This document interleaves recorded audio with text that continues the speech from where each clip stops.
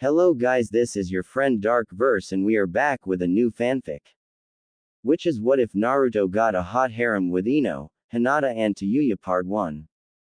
And if you enjoy this fanfic then please press the like button and subscribe to my channel for more fanfic like this. And now let's start the fanfic. Naruto could admit that he was lots of things. Stubborn, hot-headed, and a bit of a loud mouth. But so too could he honestly say that he was willing to put in all the hard work necessary when needed. You didn't get to paint the Hokage monument after all without having some skill after all. That being said, after his sensei had dismissed his team early after another dull day of team training, Naruto really was beginning to think they were being shafted. They could sort of work together sure, but they weren't learning anything. No jutsu, no skills. Hell, even Dog Breath was talking about the awesome stuff his teacher was showing them. Not that he was into eavesdropping. Not at all. Frustrated and ready for the day to be over, Naruto shoved his hands in his jacket pockets and made his way home. Maybe old man Tayuya would have a story or two for him. Course set for ramen, Naruto set off. The sun was still decently high in the sky and there was a good breeze that rustled through the trees around him. As he got into the village proper he wanted to enjoy the outside as much as possible. Though with the looks the villagers sent his way as he started making his way through the crowd that hope was dashed as well. Pulling his jacket tighter but keeping a wide smile on his face, Naruto focused on nothing else but hitting the ramen stand. Tayuya had been around for a decent amount of time in this village, from the last war to the Kyuubi attack till now. He'd heard some crazy stories and served everyone from civilians to Hokages. That said, watching Naruto drag himself into his stand to sit with a bright but fake smile on his face never sat well with him. Already working on and preparing a miso ramen for the kid, he'd lend an ear just as he always did. How's it going, Naruto? Another hard day of training. If you could call it that. I wanna train. But Kakashi-sensei says training too much would be just as bad as not training enough. Secretly, Naruto got the feeling that Kakashi didn't want to train them at all. Well, why don't you go train on your own then? Ayame poked her head out from the back where she was preparing more broth, ever chipper and happy to see the young blonde. She was like an older sister Naruto never had. That'd be great if I knew what to train in. Sure I can work out for hours and hours, but that's it, and I can only do so much of that in one day. Why don't you get scrolls from the library? You're a genin now aren't you? Tayuya mentioned offhandedly as he remembered several previous genin and chunin mentioning the ninja library. I didn't think about it, while school hadn't been the greatest for him as it was full of teachers who either saw a demon not worth training, or eventually a knucklehead who only wanted attention. No one had mentioned being able to go in the library once he was a genin. He had tried once while in the academy and been turned away, but maybe it'd be different now. Placing a bowl down and looking out at the high sun, the old proprietor nodded, maybe give it a shot. If your sensei is giving you lots of free time, maybe he's waiting for you to take some initiative. Tayuya had seen it before. Nodding and already working on his first bowl, Naruto figured he could at least give it a shot. No matter what anyone thought of him, he could sit down and read when needed. He had learned the Kage Bushin in a single night after all. Going over the idea some more, already downing and working on a second bowl now, Naruto nodded to himself and decided it was off to the library then. Watching the boy work through several bowls before laying down money and wishing them both a good day, Tayuya had a smile on his face as at least now the smile on the boy's face looked a little more genuine. Shaking himself and welcoming a team into his stand, he put it in his mind to check up on the boy next time he came by. Naruto however was all but sprinting through town, dodging through people and other ninja alike as at the least he could either get this out of the way and get good news. Or get rejected and spend the rest of the night working out and beating the crap out of a training post. Moving from the market district and coming up closer to the Hokage Tower, it wasn't much longer where along an unmarked red and tan building he found the library itself. High windows and a clean exterior, Naruto put faith in that hopefully things would be different this time.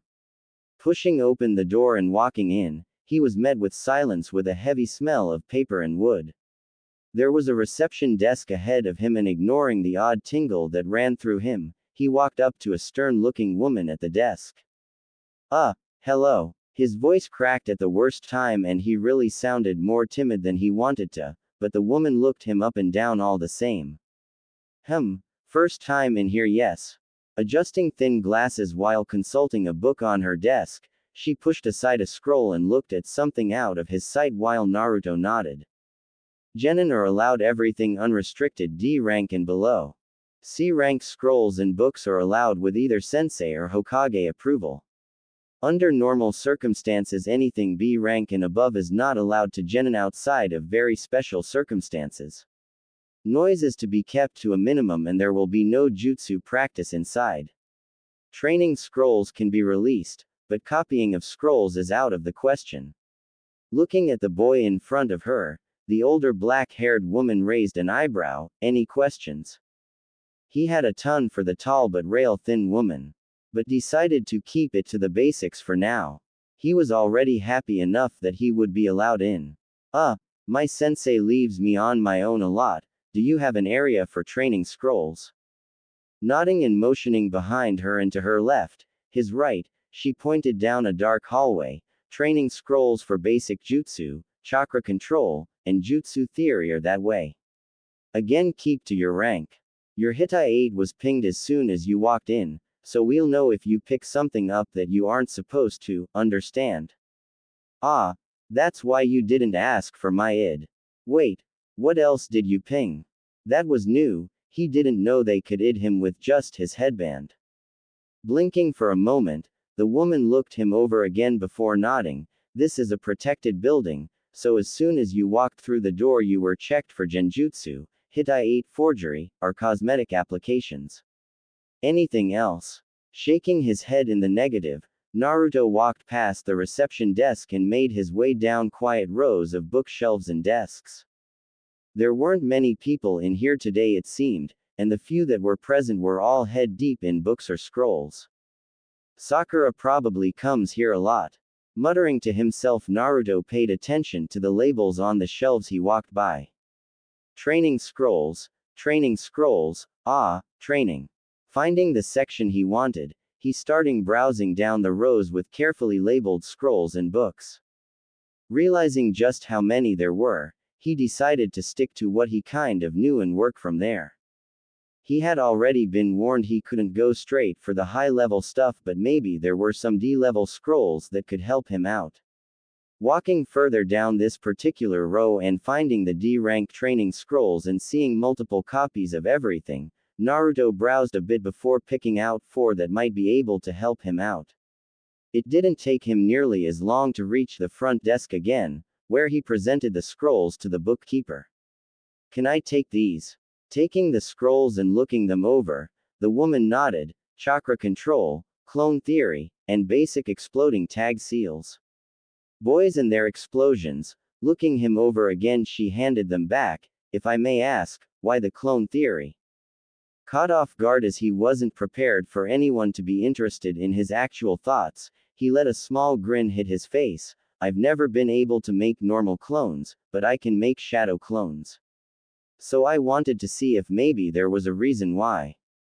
Wait, you can make shadow clones? At Naruto's nod, the woman frowned. If you would, show me please. Shrugging and putting the scrolls back on the desk, Naruto formed the cross-shaped seal and pumped chakra into it.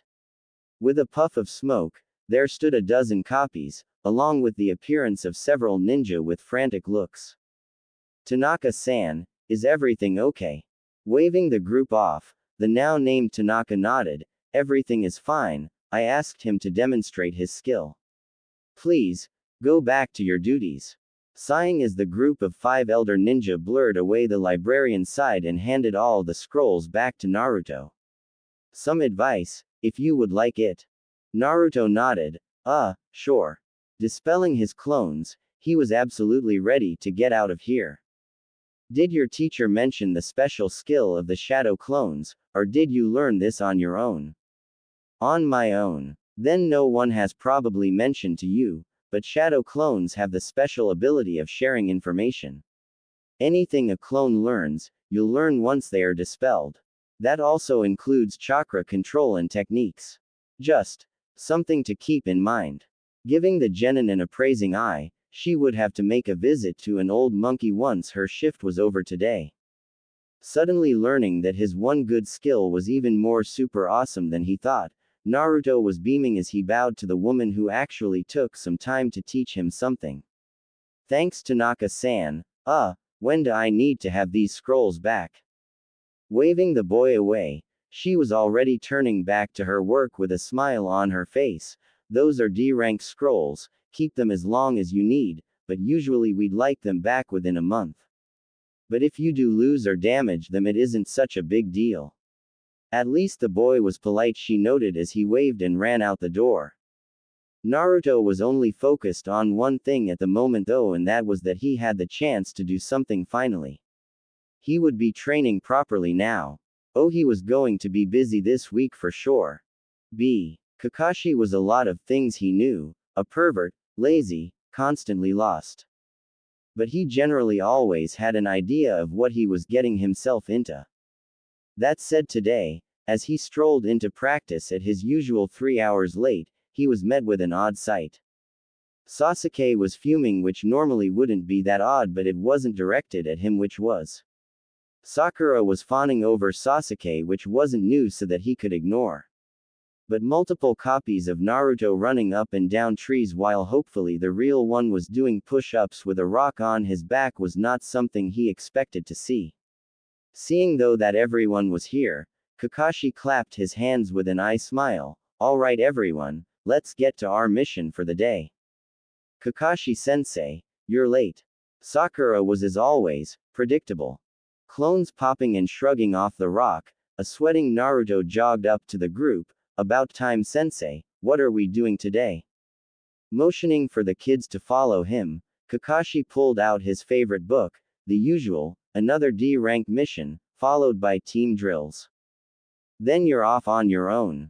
The 3 genin following along behind him, Sasuke in the middle with Sakura and Naruto on either side of him, they made their way to the tower. Sasuke had his hands deep in his pockets while Sakura continued to pester him over some gossip overheard by Ino and the village busybodies. Naruto had his arms crossed behind his head while he walked, for once not inclined to bother the Pinkett. He had trained all night at their training ground before passing out, then waking up and starting up again before anyone else had shown up. At first he had started with clone theory, sure that somewhere in the scroll he might find the secret as to why he couldn't do a basic clone.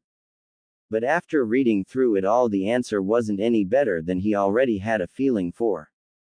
It all came down to control that he didn't have. Sure, he could pump chakra for days, but even he knew that he used way too much. So instead that had moved him to chakra control exercises. He ignored the simple ones that explained holding leaves to parts of his bodies and instead moved on to harder ones. That was what he worked on all night, and this morning, the tree climbing. Using chakra to stick to solid surfaces sounded super useful, both for ninja stuff and for pranks. So he trained and trained, dispelling clones after so long to learn what they knew and creating new ones to continue the process. The first thing he learned was that dispelling too many clones all at once was a quick way to guarantee a big headache for himself. So for now he limited himself to groups of 20 or less. Maybe as he got better he'd be able to do more at once. The ideas were already churning in his head. Already at the mission collection desk and retrieving their mission for the day, Kakashi was doing his best to ignore the distracted and muttering Uzumaki. While he was happy at least one of his students was taking initiative, being truly distracted wasn't a good thing. He'd have to clue the kid in on how to keep at least partial attention to his surroundings. Thank you, Hokage-sama. Is there anything else? Yes, actually. Naruto-kun, could you stay for a moment? The elderly ninja was decked out in his white and red Hokage robes today, hat firmly planted on his head. To either side of him, Chunin assistants were helping sort and distribute missions along with him. Feeling Kakashi nudge him and break his train of thought, Naruto came out of his daze to see that they were already at the tower. Oh, what's that? Chuckling and shaking his head, stay behind Naruto, I need a word with you. Watching the boy nod, Kakashi steered Sasuke and Sakura away. We'll be just outside Naruto. We're after Tora again today. Without another word, the masked ninja moved to guide his students out the door. Turning his now full attention to the elder Hokage, Naruto put his hands in his pockets and grinned, "What's up, old man? Ready to recognize my greatness?" Sighing at Naruto's antics, Sarutobi shook his head, "No, Naruto, though I did get some news yesterday. You showed off your clone technique at the library, yes? While not exactly against the rules, the employees there were very nervous with any jutsu used within their halls." "Ah, yeah, am I in trouble for that? Tanaka-san asked me to show I could do it after all." While it wouldn't have been the first time someone had tricked him in order to make him look bad, it really would suck if the librarian was someone who would be on the hate Naruto train. No, but I have something for you."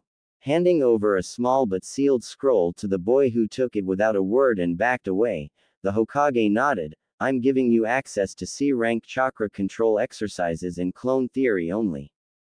Nothing more. Considering your position, I thought it might help you to get ahead on those subjects.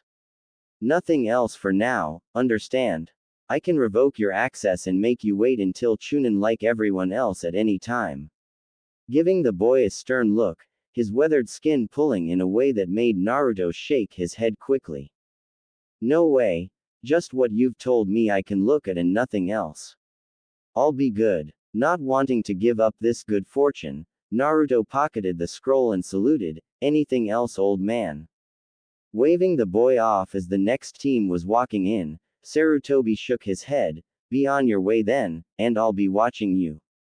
Leaving the boy with that cryptic message, the aging man watched as Naruto turned and jogged out of the room. Outside was bright, and while Naruto didn't have to look hard to find his team, somehow everything felt better today. "Sorry, I'm here now." Seeing his teacher nod, they all turned to complete their turn of hunting down the dreaded demon cat of Konoha. Today found Team 7 early in the morning and waiting for their errant sensei to show up from wherever his latest excuse put him this time. Sasuke had taken to following Naruto's example but was training his great fireball technique, while Naruto's clones were again continuing chakra control exercises on the trees. Naruto himself was doing something that even had Sakura trying to puzzle him out. And that, Naruto had a scroll open and was repeatedly writing something down. Around him were another dozen clones doing the same. Walking over to stand over one of them, Sakura tilted her head and the vaguely familiar scrawl, "What's that, Naruto?" Not looking up from what he was doing, Naruto, or a clone of him at least, continued his work while answering his crush, trying to make exploding tags. Confused as to why he would go through that effort at all, Sakura stood up straight with her hands on her hips. "Couldn't you just buy a bunch of those? Why learn how to make them? That's what everyone else did after all, and they worked just fine." Deciding explaining to the girl that some shops still didn't want to sell things to him and that it would be dumb expensive if he was able to buy the amount he needed for what he had planned, he instead went with a more bookish answer. "If I learn how to make them, I can make traps with them besides just using paper bombs." Nodding at the actual thoughtful answer, Sakura walked away. "If you say so, I think you're just wasting your time. Sasuke could just blow everyone away with his fireball anyway." Strutting away from the loudmouth blonde, Sakura's curiosity was sated for now.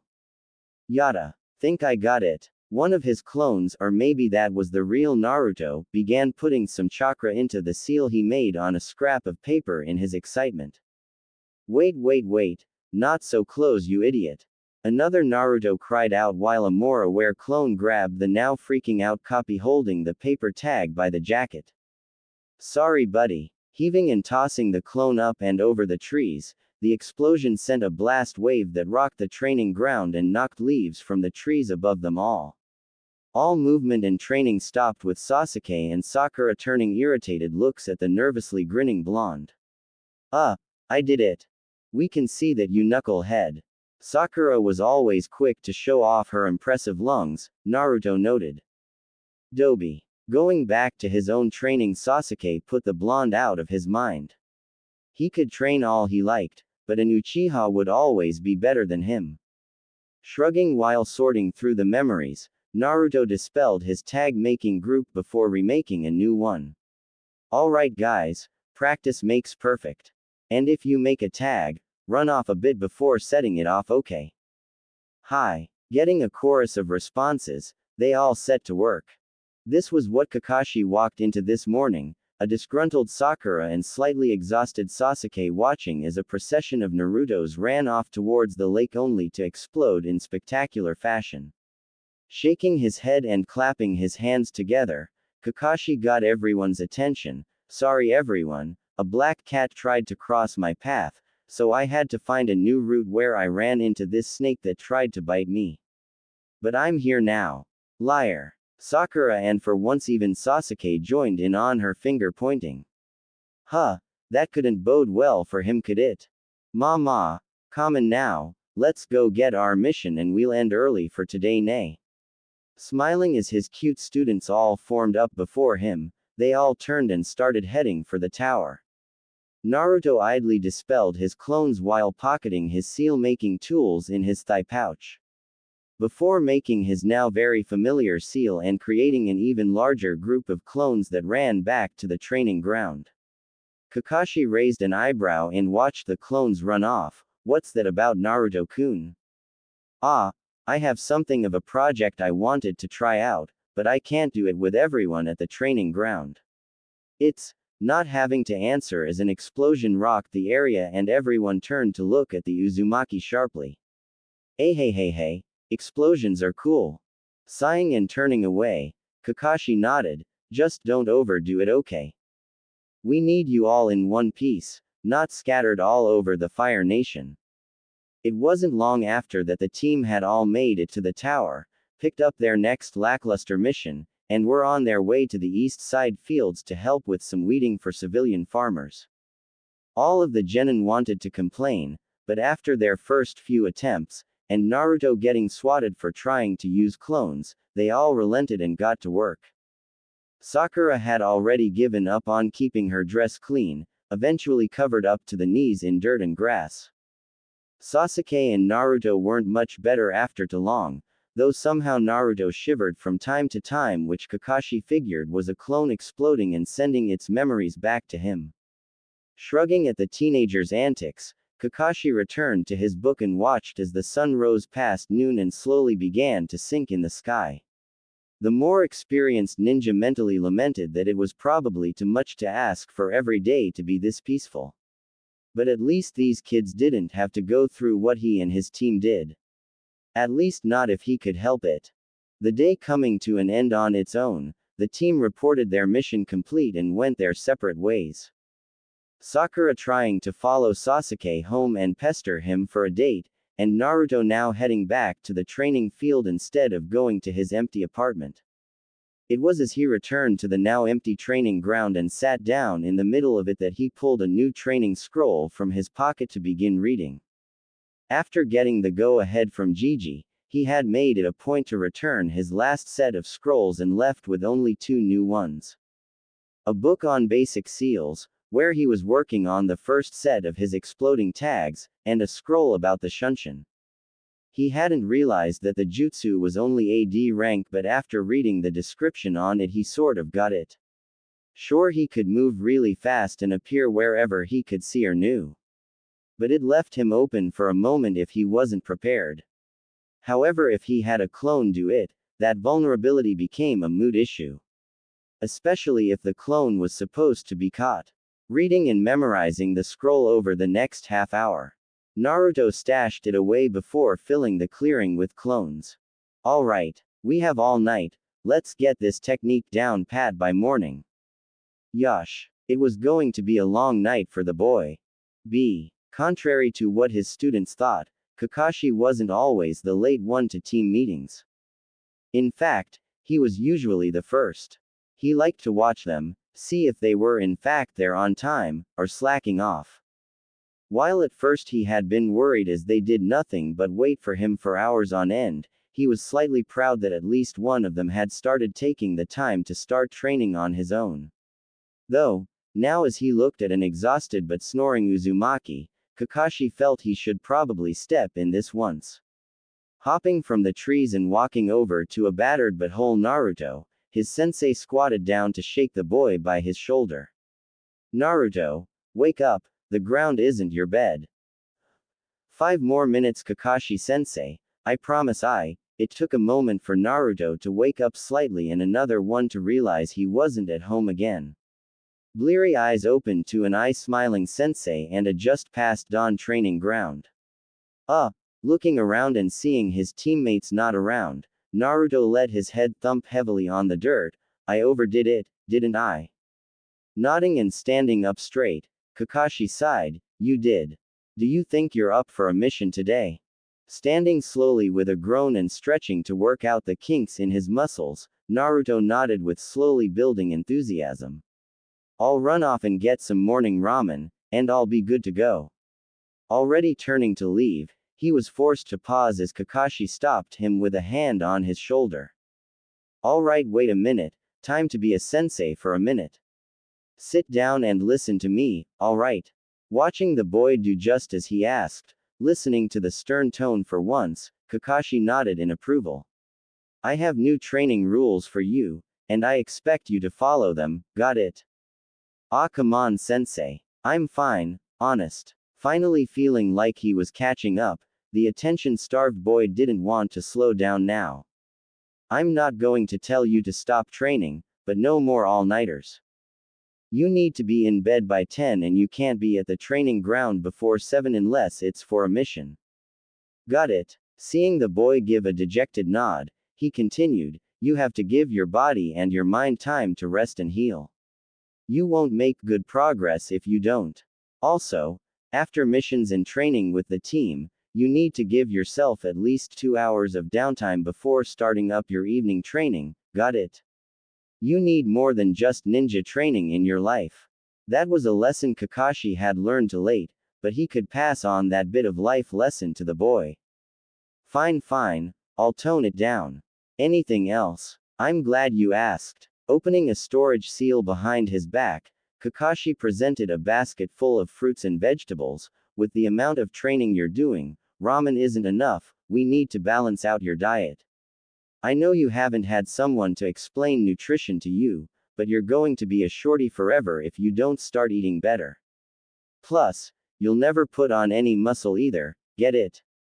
Even more dejected but willing to listen to his sensei that actually seemed to be trying for once, Naruto nodded one last time. Okay, I'll start eating better. Trying to at least. He hadn't said ramen was out, just that he needed to eat other stuff too. Good, now off you go. I don't want to see you back here for at least 2 hours. Plus, Kakashi figured, it'd irritate his other 2 students to see Naruto late as well. They needed to relax some. Ignoring his sensei as he pulled free his pervy book and disappeared into the trees, Naruto himself made a half-ram sign and disappeared into a swirl of leaves, basket in hand. Not more than a few moments later Naruto was walking through his front door with a yawn and a frown. Guess I gotta eat some cruddy rabbit food and take a quick nap before heading back. His stomach deciding to grumble loudly in that moment, he would admit that he was hungry enough to ignore the fact that what he had wasn't ramen. That didn't mean he couldn't grab a quick snack on the way back to the team meeting. Thought in mind, Naruto set about putting his basket of groceries on the table before heading to his room to shower and change. It wouldn't do to show back up smelling like one of the Inuzuka dogs after all. After cleaning up and changing into a new outfit, he was back to making a quick breakfast of eggs and toast, with some added vegetables from what his sensei had graciously given him.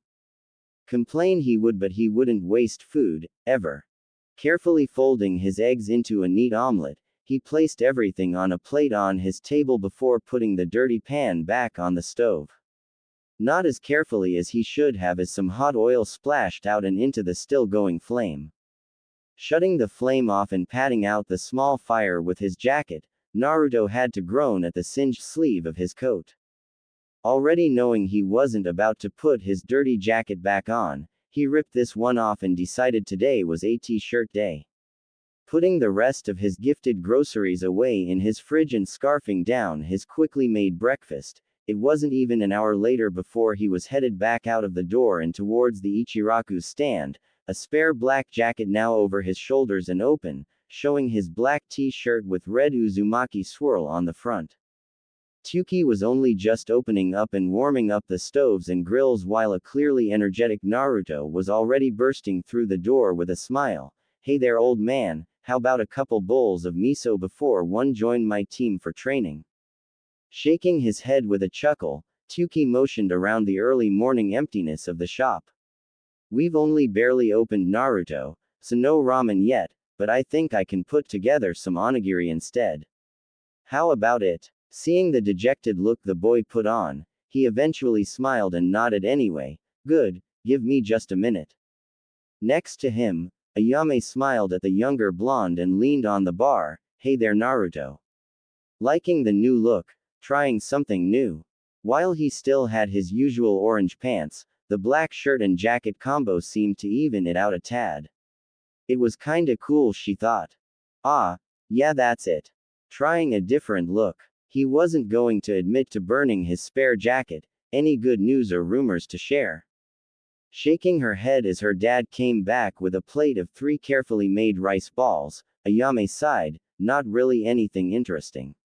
Though check with me later, you know I usually have something after lunchtime." Nodding and stuffing one ball in his mouth while leaving his pay and a tip on the counter, Naruto waved to them as he was already out of the door with the other 2 in his hands.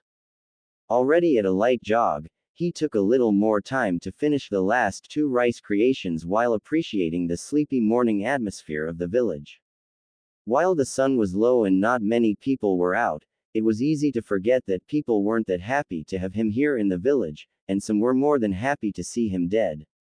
Gripping his shirt over where the seal for the Kyuubi was, Naruto directed some anger at the beast. If it hadn't attacked when it did, maybe his life would have been more normal. Maybe he would have had parents. Shaking himself out of that thought, as that only lead to sadness and pain, Naruto instead resolved to make sure today was a great day. Of course, as he made it to the training ground, sun now slightly higher in the sky, the look Sakura was giving him had him feeling like his day was already doomed. "Where have you been? How could she be so loud first thing in the morning? Kakashi-sensei isn't here yet, so technically not late." As a forever prankster and skirter of the rules, Naruto lived in the technicalities of life. "Well, whatever. Just don't slow us down. Sasuke-kun can't watch out for you too." While she assumed Sasuke would protect her if anything happened, both boys knew that wasn't going to happen, for one reason or another. Hi, Sasuke good, Naruto bad, I got it, Sakura." For some reason not feeling up to appeasing the loud Haruno so early this morning, Naruto started his normal routine and created a horde of clones. Maybe they could start on water walking today.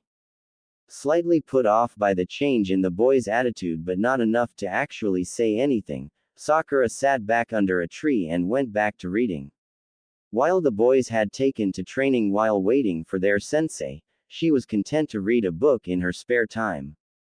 Sasuke hadn't even batted an eye as Naruto showed up, nor flinched as the horde of clones got to work with equal parts tree climbing and working on exploding tags.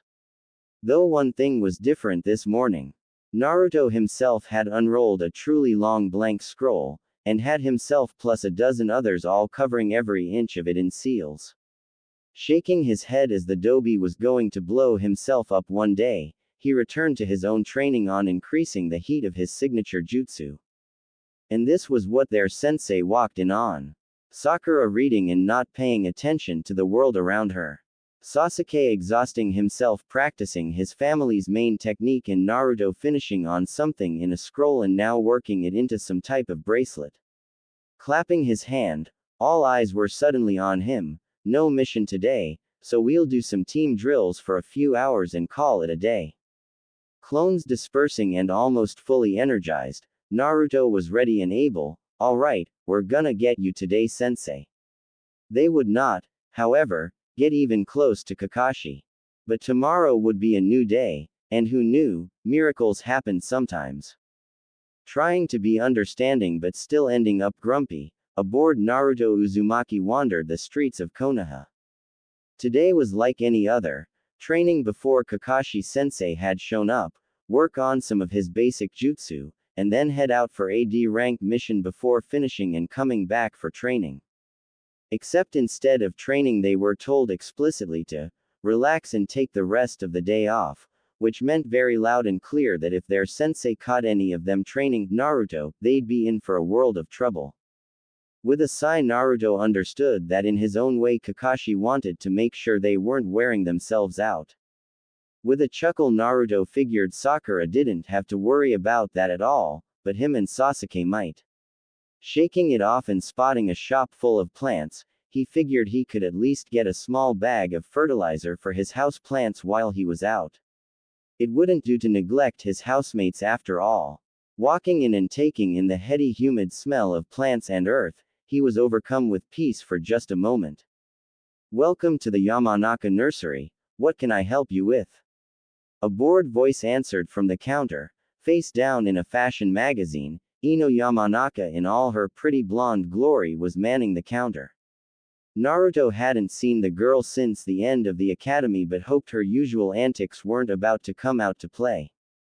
Hey Ino, where do you guys keep your fertilizer? Deciding to get what he came for and leave quick, he made his way to the counter.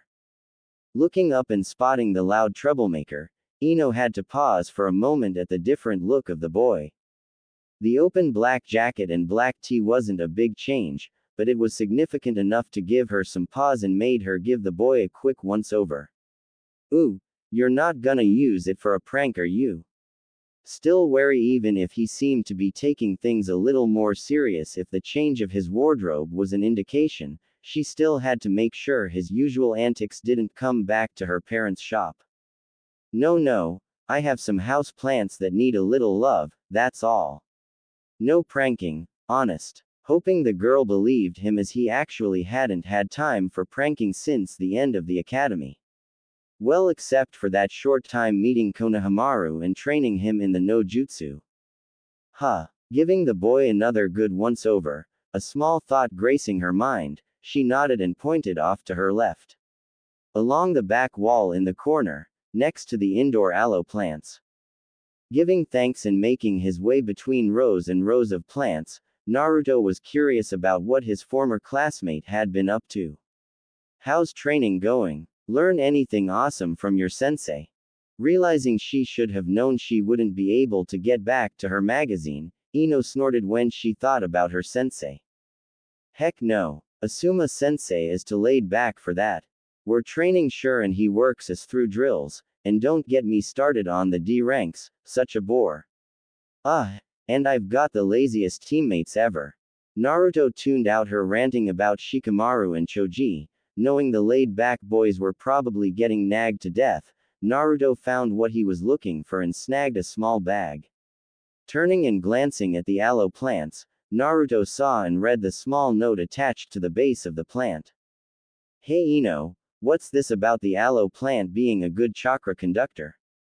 Pausing mid-rant about not being able to cloud watch for hours on end, Ino had to think about what the boy was asking her. Shaking her head, hold on. And moving around the counter, Ino walked around until she found Naruto kneeling next to a row of plants while delicately examining the thick leaves. Kneeling down next to him and turning the plant towards her, her dad's description came to her. Oh yeah. Apparently this particular variety of aloe vera has a sap that conducts chakra really well. Dad says that coating twine or thinner string with the stuff lets you use it in place of actual chakra thread, and a lot less chakra taxing too. Thinking about it, Naruto had another idea for it. If it could conduct chakra, think you could draw a seal with it? Well, I don't see why not. Not seeing where he was going with this, Ino just shrugged while the boy turned to look at her. Were his eyes always so deeply blue? Oh well. Coughing and taking the small bag of fertilizer and one of the medium-sized aloe plants, Naruto stood and grinned. I've got an idea then. Might not come to anything, but never hurts to try. Turning away from the pretty jade-eyed girl, Naruto started walking to the counter. Bouncing her way back to the counter, Ino held a grin on her face. Well, as long as it doesn't lead to pranks, I'm all for it. Ringing him up quickly and handing him a receipt, Ino nodded. Thanks for the business, and make sure to tell Forehead that just cause she's on his team doesn't mean I've given up yet. Love was war after all. Sure thing, Ino-chan, and thanks again. Giving her a carefree smile and a wave, Naruto was out the door, missing the blushing girl give him a half wave in return before the glass door closed behind him. Deciding that maybe the other blonde could be cute if he wanted, but still not close to her Sasuke-kun, she returned back to her magazine for the day. Outside, it was a carefree Naruto that was already on his way home. Sure, he wasn't supposed to be training, but that didn't mean he couldn't experiment. Chakra conducting meant he could probably write seals with it, and that meant more ways to make exploding notes. But, because the sap was only slightly sticky, he needed a way to produce the seal fast and the same way every time. Maybe he could coat his hand with it. But then his hand would explode too. Not a good idea. Thinking hard all the way home, he missed a lavender-eyed Hyuga eyeing him from around the corner. Having watched him leave the Yamanaka shop and observed the blushing Ino, there was a worrisome conclusion being made behind those eyes. Jumping as Naruto disappeared in a shunshin, she decided it would probably be best to think about things at home. Plant in front of him on his kitchen table, along with several scrolls and now 3 other clones besides himself, Naruto thought about his problem long and hard. The sap itself is conductive, but so is sealing ink. It's not like we need it to make tags. True, plus the sap is sorta runny, it wouldn't hold the form for long or anything. One of the clones had made a slight incision on a leaf, allowing the sap to bubble out slightly. But you can only make a seal tag so big. Sure wish we could pack more of them into a smaller space. Sure, they could seal multiple tags or make a paper bomb with exploding tags, but that was obvious and avoidable. Wait. Naruto himself snapped his fingers and pulled out one of his sealing training scrolls.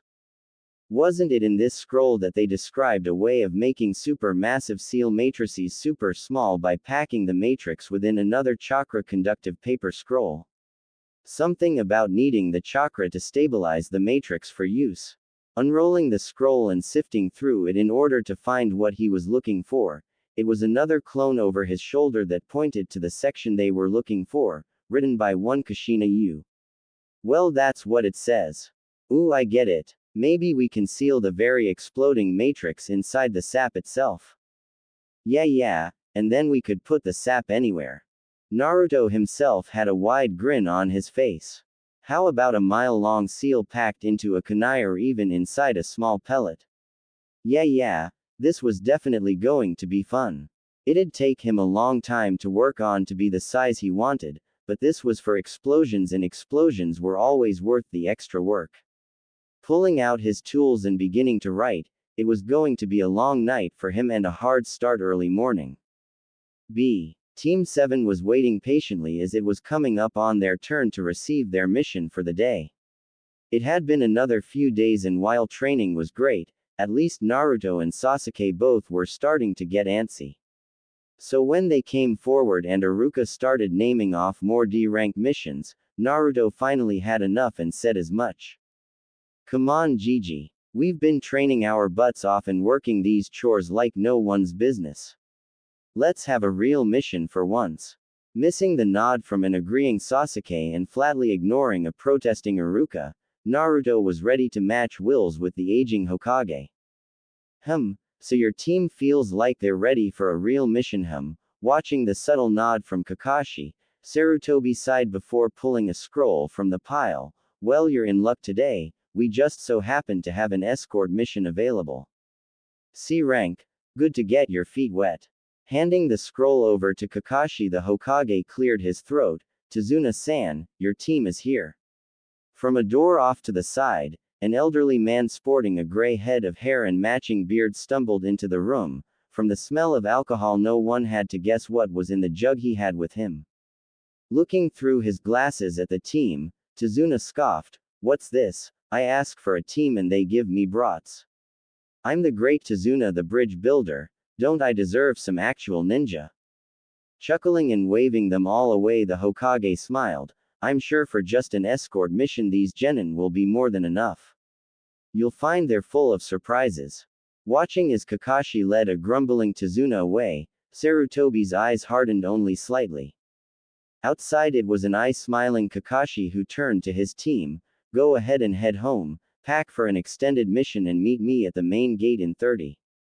And with that, Kakashi wandered away with their client while Naruto and the others quickly split up to pack and prepare.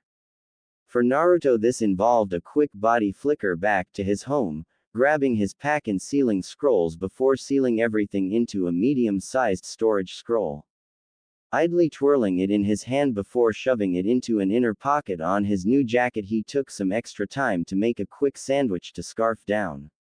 Having some time to think, he was still lamenting he hadn't had time to fix his old jacket yet, but he figured after this mission he'd finally get a new one. Orange was his favorite color after all. Taking one last look around his apartment, only pausing here and there to water his plants and say goodbye, Naruto was out the door in a flurry of leaves with only a few moments to spare. Appearing not far from the gate with a bright grin, Kakashi and the other members of Team 7 were waiting for him. A screech dying on her lips, Sakura pointed at Naruto. "Since when do you know the Shunshin?" He hadn't been using it at the training ground, and it wasn't like she paid attention to him after team missions either. Scrubbing his head with an odd look, again a little bummed that his crush barely paid any attention to him at all, Naruto shrugged, "For a while. It's AD rank and the lady at the library was super cool about helping me find the training scroll for it. Granted, it might have been so she could get him in and out of the library faster, he couldn't keep quiet for long after all." Trying hard not to laugh at the mental image of Naruto in a library and figuring he was bluffing, Sakura scoffed and turned away. "You know, I'm sure Kakashi-sensei would be pretty bummed if you were getting training from another sensei. You shouldn't lie. There was no way the dead last knew something even her Sasuke-kun didn't after all. And since he didn't know Shunshin yet, she knew their teacher hadn't thought to train them with it yet." Feelings taking a mental slap and then some, Naruto stuffed his hands in his pockets and formed up behind everyone. Kakashi leading the charge, Naruto was only slightly looking forward to the mission at this point. On the other side of their client, Sasuke was looking at him with a calculating look, but didn't say much. But beyond their slow start, Team 7 started their journey to Wave, enjoying the bright blue sky and peaceful trees outside of the village proper.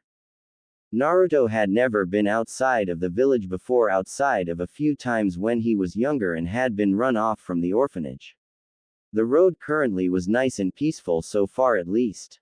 Sakura wasn't paying all that much attention, mentally planning how she could somehow share a tent with her love interest, while said love interest was trying to pay attention and scan the road as per their mission while being bored out of his mind.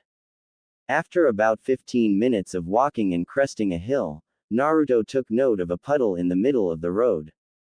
Looking up again at the clear sky and warm sun just to make sure, he again puzzled out what was niggling at the back of his mind. Kakashi-sensei didn't seem bothered, then again he never seemed bothered, nose deep in his book. Sakura was a lost cause and Sasuke seemed to be doing his best to ignore the girl. And then it clicked, it hasn't rained in weeks. Subtly making a clone and switching with it at the tree line just in case, Naruto figured the others had already seen through the illusion and made similar plans. In the darkness of the tree line as their group and his doppelganger finally passed the puddle, Naruto was ready to admit that maybe his prank senses were letting him down. At least until two men poofed out from the puddle, wrapping Kakashi-sensei in chains and tearing him apart.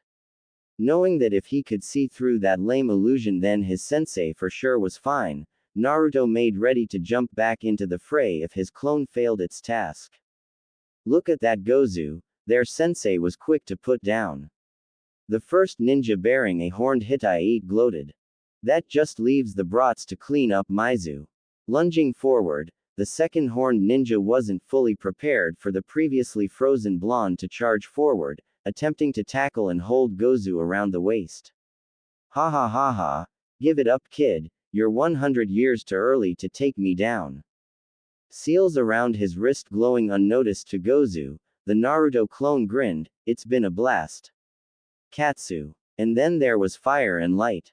What Naruto never thought to take into account as he made several hundred feet worth of explosive seals along a scroll and wove it all into a bracelet, was that each tag could and would build upon each other as they were chained together. So while a normal exploding tag alone may take off a limb or partially singe a more experienced and prepared ninja, this more exponentially powerful seal array would only feed back in on itself by a much stronger value. End result. A 10-foot wide and 3-foot crater was instantly dug into the road where Gozu used to exist. Maizu was also almost immediately tossed like a rag doll into the trees, spine snapping where he was tossed first into and then through the first tree that tried to arrest his momentum. When he finally did come to a stop several dozen meters away, he would mercifully already be unconscious. Not that he had any chance of returning to ninja duties ever again between the burns, spinal damage and multiple broken bones. Back on the street the shock wave had been enough to toss Sakura and Sasuke both several feet while Kakashi had thought it prudent to shunshin away with Tazuna once he saw Naruto enacting his own plan.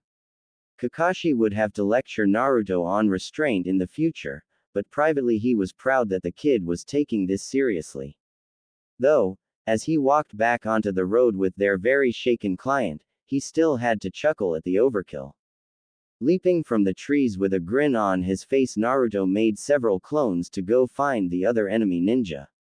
Holding a thumbs up to Kakashi, he was completely proud of himself. Alright, score 1 for Team 7. Cackling like a madman, he never saw the punch that tossed him into the ground. What the hell was that, Dobi? You could have killed all of us with that. Of all the stupid, ignorant, useless, Sakura was building herself up for a long rant before Kakashi stepped in with a hand on her shoulder. Mama, first before you berate him, Naruto-kun, please explain your reasoning. To Kakashi, this was exactly the type of teachable moment they needed. All of them. He could see the look of astonishment on Sasuke's face, no longer able to hide behind a veil of being above it all. He hadn't reacted nearly as fast to the threat after all.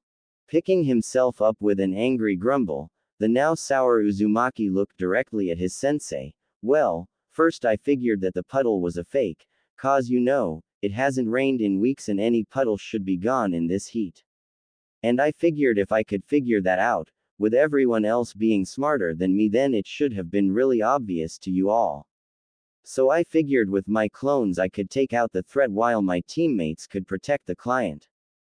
Nodding and secretly still proud of the Uzumaki, Kakashi still had to lecture the boy, and advise all of them. So do you know where you messed up?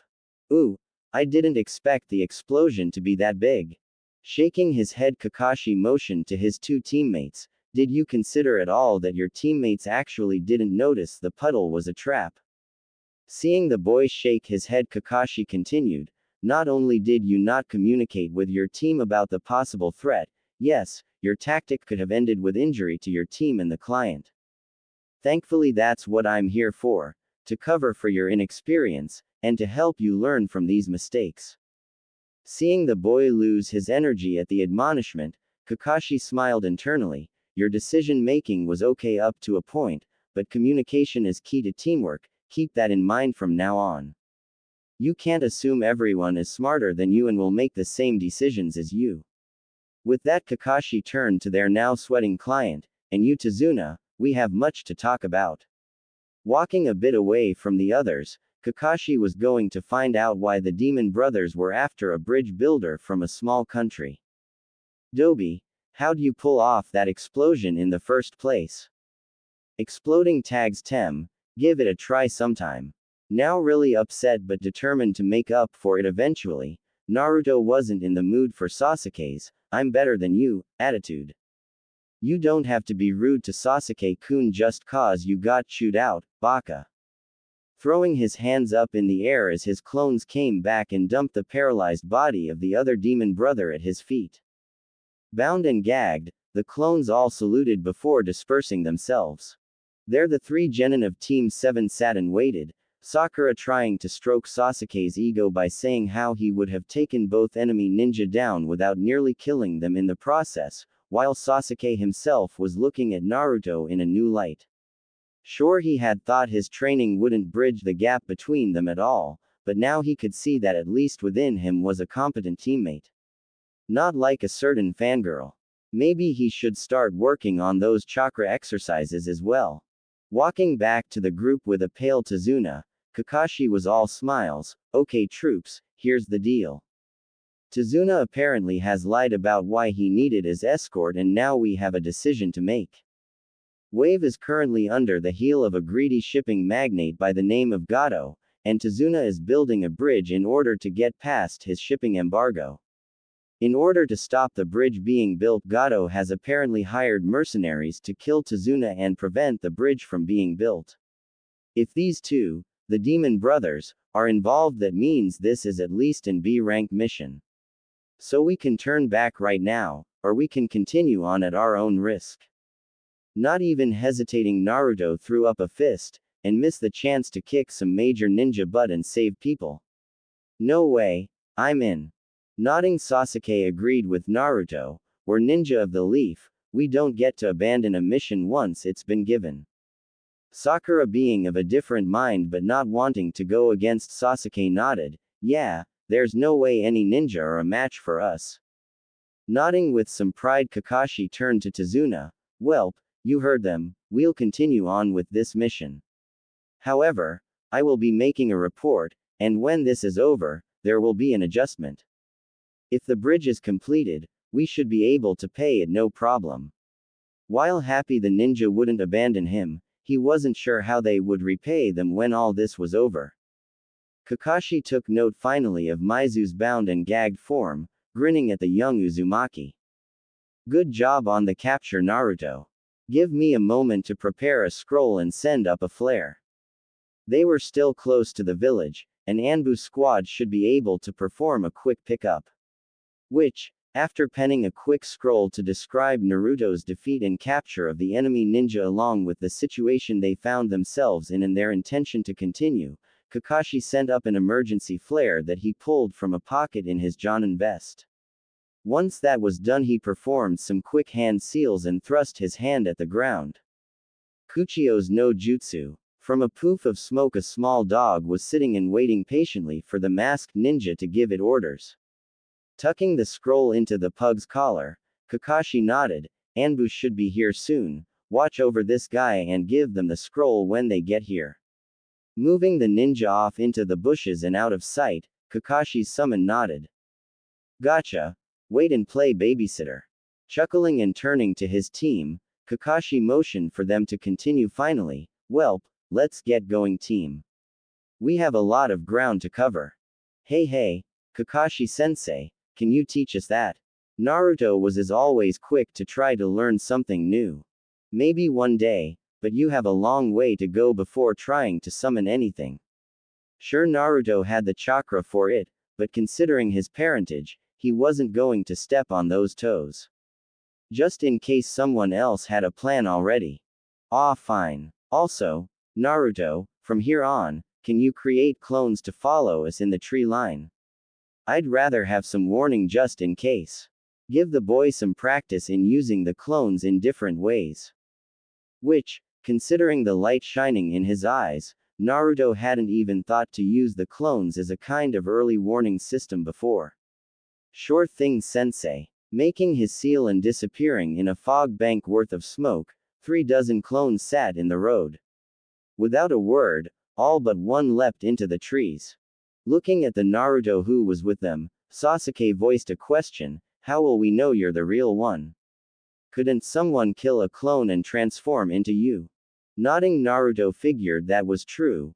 Well, sure, but you're my team, so ask me an easy question only I would know, like what's the best flavor of ramen? Naruto, you like all ramen. It was Sakura who spoke up, Sasuke not getting it right away. Exactly, all ramen is my favorite. Seeing the kids begin to actually make plans and feed off one another, Kakashi decided not to chime in just yet. It had taken a little bit, but it seemed they were starting to take things a little more seriously as a team. Even Sakura was starting to use her head a bit, even if it took some coaxing. The rest of the afternoon was the team traversing the countryside making plans and keeping an eye on the road. Though no bandits or enemy ninja made any appearances, they all were on alert as they came closer to the land of Wave. From the water border where they met a waiting boatman who nervously took them from the mainland across the fog-covered water. They finally made landfall in Wave itself as evening approached with no issues. Looking pointedly at Naruto who gave a thumbs up, Kakashi motioned the team forward, moving quietly through the foggy forest. And it was moving through the mists that a nervous Sakura jumped at a rustling bush, launching a kunai into the cover. Everyone looking at her and waiting, she wordlessly went to investigate, coming back with a snow-white bunny. Laughing nervously, Sakura tried to console the terrified animal, guess I'm a little jumpy. Sasuke, however, was looking at it more closely. Wait, it's still summer, no rabbit should be snow-white like that. Hearing something large cutting through the air, Kakashi was already pulling Tazuna to the ground, everyone down. Hitting the dirt, each of the genin had different thoughts as a sword just as tall as probably Kakashi himself flew overhead, burying itself into the trunk of a tree behind them. Silently landing on its edge, a foreign ninja stood watching them all. Hey, no wonder the demon brothers failed, up against the famous copycat ninja himself. Bandages over his mouth and bare-chested, the mist ninja was glaring down at the Konoha ninja. Though it looks like the mighty have fallen quite far, they got you babysitting brats now. Defend the client and don't get involved, this opponent is way out of your league. Only moving once the 3 genin encircled Tazuna, Kakashi turned his full attention to his enemy, demon of the bloody mists, Zabuza. What rock did you crawl out from? Making a single sign, a thick mist began to roll in, you'll regret not retreating when you could. The mist now so thick their visibility was barely a foot, and Zabuza's voice echoed from all directions, I'll introduce you to my silent killing technique. Will it be your hearts? Neck, spine, liver. So many instant kill strikes, so little time. All 3 younger members of Team 7 were doing their best to watch and protect their charge, while Kakashi had his senses on high alert for when Zabuza would make his appearance. Shifting his head back and forth, a subtle movement in the mist had him turning and lunging with all the speed he had. Somehow appearing among them, the mist cleared enough that the genin could see Zabuza winding up for a killing strike. 2 bad kitties. Time to die. Being kicked in the side and tossed away onto the nearby lake's surface before he could strike, he was set upon by Kakashi. Laughing and defending himself, the lack of concentration allowing the mist to clear, Zabuza taunted Kakashi, how does it feel, to once be so feared to have to be a glorified babysitting now? You'd be surprised, one day those kids are gonna surpass both of us. Dodging the oversized blade and connecting with a palm strike, he frowned as the sensation was all wrong. Wait, water. It's heavy. Not being fast enough to pull off a substitution, Kakashi was engulfed in Zabuza's water prison. Willing to gloat now that his biggest threat was captured, Zabuza laughed, ha ha ha ha, how weak you've become. This is the fabled S-class ninja, maybe Konoha needs to rethink its rankings. Watching their sensei come under fire, Naruto frowned before coming up with a rough but quick plan. Sasuke, we're gonna save sensei. Pulling out a Fuma shuriken in a poof of smoke, Naruto relayed his quick plan. Alright Dobi, let's see if this works then. Sakura, watch Tazuna. What are you doing? Run, you can't fight him. Kakashi tried to impress on the kids to take the client and run. He might be able to fight his way out without the kids to worry about.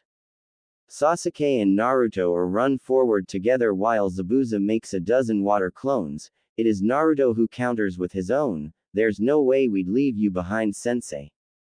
Letting Naruto take the clones, Sasuke leapt and inhaled deeply. Preparing his chakra before exhaling his signature technique, the fireball was tinged on white at the edges.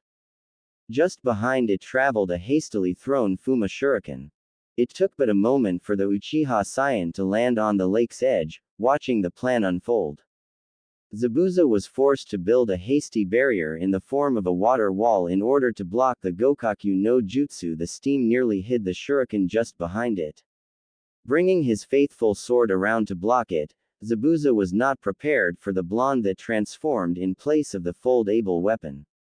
Reaching forward and grabbing Zabuza's arm, the single exploding seal on the back of the clone's hand began to glow. Teach you to underestimate us, asshole.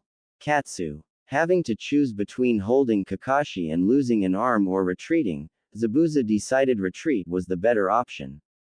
Dropping the water prison and performing a hasty substitution, Zabuza was more than a little irritated as the clone was still standing there giving him the finger. Teach you to underestimate the greatest prankster alive. Ruffling the brave blonde who was shakily standing on the lake's water, he walked forward. It's all me from here on, watch your sensei work for a bit. Moving his headband to expose his Sharingan eye, Kakashi was now deathly serious. You're gonna fight me and protect those kids, don't make me laugh. Performing hand seals in quick succession, Zabuza called out his technique, missing Kakashi copying him. Suiryuden no Jutsu. Twin techniques rose from the lake, intertwining before canceling each other. Ha! Think you're clever, think your cheap tricks can keep up with an original, do you? Kakashi, however, wasn't a Junin for nothing. For every technique he had ever copied, he had made sure to master each and every one. Knowing Zabuza was going to run another water dragon, it was child's play to start sealing before him and finish the technique a few seconds ahead of him. Perhaps, you should practice a bit more. Launching his own attack, it was Zabuza who was launched across the lake's surface and blasted into the trunk of a tree. Recovering his donated eye and exhausted, Kakashi moved to finish off his opponent. This was preempted, however, by several Senbon sinking into Zabuza's neck. Appearing like a whisper, a masked Kiri ninja appeared next to the demon of the bloody mists. Bowing politely to the team of Konoha Nin, the androgynous figure stood up. Thank you for the, I've been hunting this fugitive for some time. It will be good to return him to our village. Sighing and standing back, knowing he couldn't fight anymore, Kakashi nodded. It would have been nice to have an earlier, Hunter-san. With a shrug, the apparent hunter kneeled and grabbed hold of Zabuza's body, performing a body flicker and disappearing with the corpse. Once they were gone, it was a tired Kakashi who turned back to the team. Well, gotta say, that was exciting. That was as far as he got before he fell face first into the water. Ah, Kakashi-sensei. Naruto ran to pick their sensei up to prevent him from drowning. Several clones coming from their hiding places in order to help. A shaking Tazuna and Sakura came forward, the older man wiping his brow. You lot really are the real deal. Come on, my home isn't far, we can rest up for the night. Sakura was quick to check over their sensei, his large body dwarfing Naruto almost completely. Looking him over and checking his eye by opening a closed eyelid, and checking his breathing, Sakura eventually sighed and nodded. Looks like chakra exhaustion. Sensei should be fine after some rest.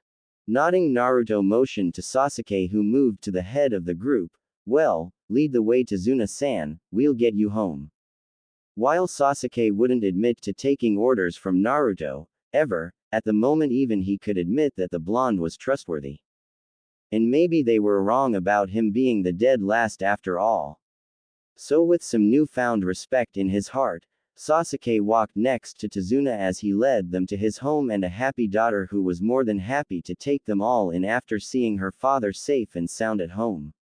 The night came to an end with Team 7 all in one piece, though each with different thoughts on their minds about just what this mission had come out to so far. With a start, Kakashi awoke to a dark but comfortable room. Mind racing, it took a few moments before he could piece together what had led to him being laid up in a bed in an unknown place.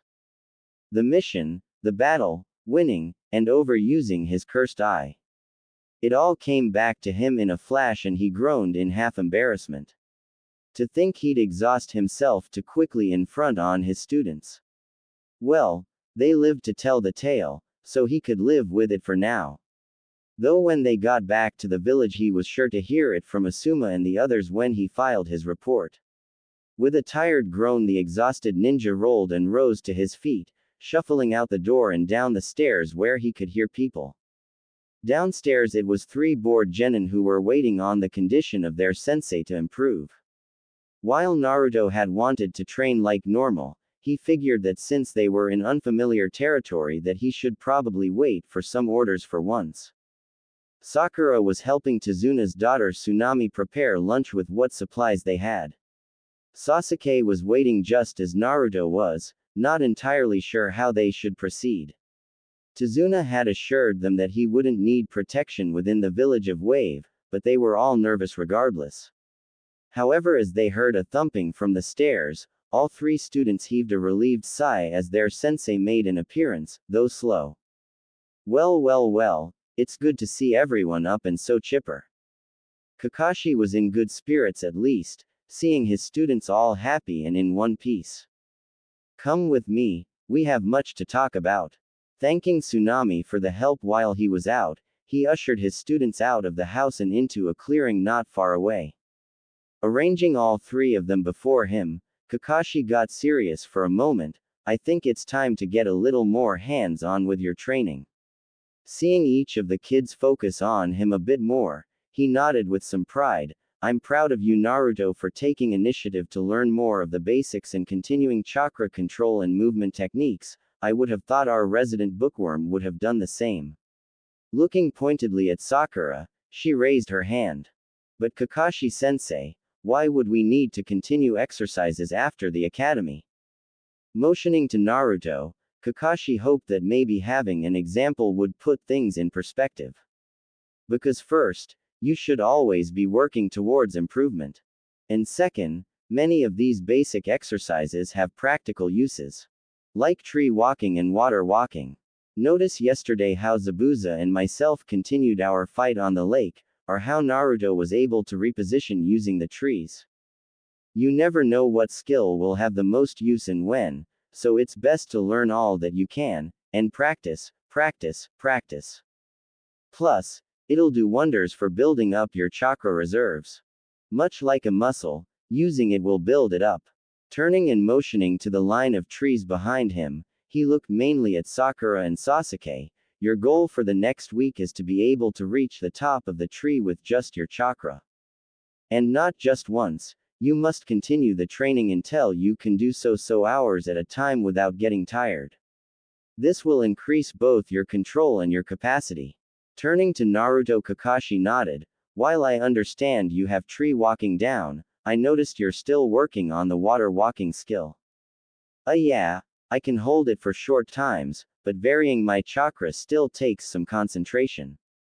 Nodding and expecting the answer, Kakashi motioned back towards the village. Your job this week is to watch over the bridge building, practice the exercise while at the bridge, and make safe use of your clones in the meantime.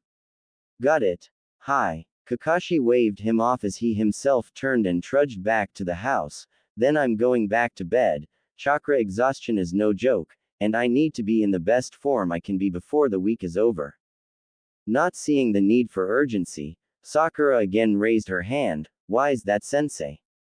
Kakashi looked back to them with a gleam in his eye, because that Hunter Nin was a fake. Normally Hunter cut off the head and burned the body. Considering also the weapon used to eliminate Zabuza, I have a suspicion that the hunter was actually Zabuza's accomplice. But waving them off, Kakashi turned away. But all we can do is prepare as much as possible and be ready for when they return. So saying, their sensei walked back towards their client's home. Standing there for a moment, Naruto himself turned to rush off to his assigned task. But it was Sasuke's voice that stopped him. Dobi no, Naruto. Any advice about the tree walking technique? While Sasuke would normally never think to ask the dead last for anything. The last few days had shown that out here, Naruto was anything but. Naruto had the skill and worked 3 times as hard as anyone else for it, and Sasuke could respect that. Scratching his neck, Naruto nodded. Well, usually you see me getting a running start at trees, right? You have to put the right amount of chakra at your feet to stick as well, too much and you blow off, and too little and you don't stick. But I noticed after a while that if you instead sit at the base of a tree and try sticking yourself first, it takes a little longer, but you get a better feel for how much or little chakra you need. Shrugging, Naruto did have the benefit of being able to spam clones for something like this. Nodding and turning away from his teammate, Sasuke got ready to practice. Alright, just you wait, I'm gonna catch up to you and we'll see who stays ahead by the end of the week. Maybe having a rival wasn't so bad. In your dreams, Sasuke. Naruto had a grin on his face though as he set off through the trees, not having a problem navigating towards the large bridge in the distance. Doing his duty as instructed, Naruto made good time to the bridge while traveling over the trees and rooftops, before dropping to the ground and landing not far away from the construction team. Raising a hand to wave at a surprised Tazuna, Naruto was still all grins. Kakashi-sensei finally woke up, gave me orders to come watch over you while getting some training done. Hey. Waving the kid off but nodding as he was just doing his job, Tazuna turned back to his crew who were waiting for some orders themselves. Knock yourself out, kid, just try not to get underfoot, alright? Leaping towards the side of the bridge, Naruto crossed his fingers. No sweat, Tazuna-san. Kage Bushin no Jutsu. Pumping more chakra than he probably should have. A few hundred clones all fell to the water below to begin training. Satisfied that they were doing just that, Naruto walked up the support pillar of this section of bridge before sitting and keeping an eye out, completely out of the way like he was asked. Eyes wide and staring at the slip of a kid who apparently really was a ninja. Of the men whispered to Tazuna, you really got some ninja to come protect us to finish the bridge. Nodding, Tazuna slapped the blueprint on their hastily put together work table. Sure did, and these kids did a super job protecting me and getting me here safe. I trust them, and you should too. Now, here's the schedule for today. Tazuna wasn't worried about the black and orange clad boy who was watching over him, completely confident the kid would protect him just like he said he would, so he would do his own job, and complete this bridge. Day to night, night to day, 4 grueling days of training and watching their client went by in almost a blink. And through it all, Team 7 kept their morale up while their teacher regained his strength. This night, however, found everyone at the dinner table, Naruto contributing by surprise by showing up with an armload of fish. Can't be a freeloader, and clones are useful for more than just blowing stuff up. Tsunami was more than happy to take the extra provisions and cook a much larger meal. Sitting and enjoying some rice, it was Kakashi who warned his high-spirited students, remember, tomorrow is most likely crunch day, so everyone is to be at the bridge, which means rest and recovery tonight. While everyone on the team knew who that was aimed at, Naruto had the decency to blush and agree. It was however a ill-tempered Inari, Tsunami's son, that finally had enough. How can you be so happy? You can't win against Gato, he'll crush you just like he's crushed everyone else. You're going to die, don't you care?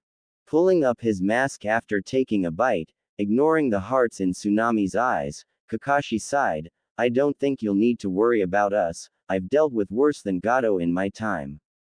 Frowning as once between the 3 of them, none of the genin had seen Kakashi's face this time. It was Naruto that focused on the here and now. Yeah, we're super awesome, there's no way we're going to let some wannabe dictator stop us.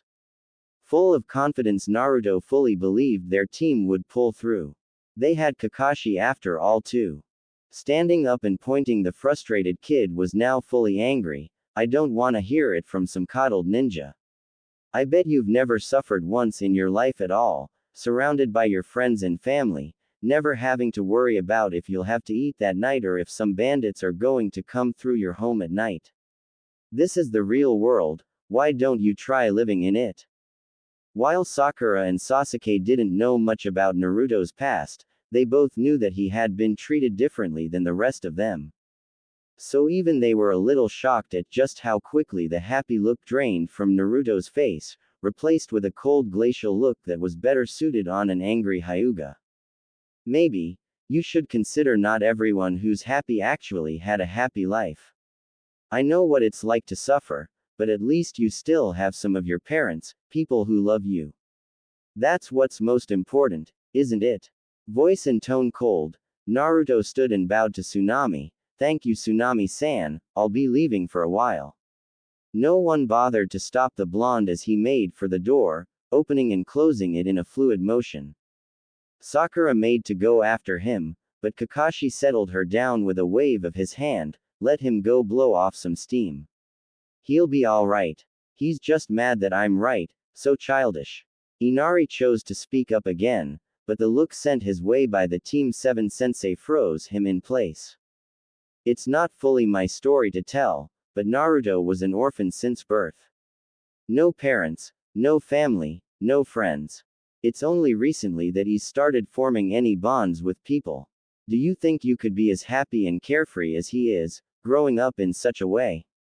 Kakashi, of course, couldn't get into the why his life had been that way, or the worse things that had happened to him. That was up to his wayward student to bring up himself. Turning to the door with a contemplative look, Sakura reevaluated her thoughts about her teammate, while Sasuke turned back to his meal. Nothing he could do about it now after all. Naruto, however, was venting his frustration in the best way he knew how, creating dozens of clones and pounding away at himself, literally. Long into the night he trained and practiced before eventually the day's normal training caught up with him and he passed out in a heap below a scarred tree. The full moon watched over him as eventually the mists concealed him from the rest of the world for the night. It was in his dreams, however, that things began to go all kinds of weird. Normally Naruto would enjoy a wonderful dream involving never-ending ramen, or maybe after a particularly stressful day, something that involved ramen and particular classmates from his time at the academy. Tonight, however, no perversions, but instead he found himself in a dank sewer, ankle-deep in water. Well, this doesn't look good, maybe I ate some bad fish. Already feeling guilty about insulting Tsunami's amazing cooking, Naruto began to wander aimlessly through those wet halls.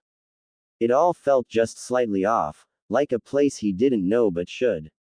But he walked still, for maybe hours or days, before he found himself in a cavernous space where as far as he could see were bars wider than he was tall.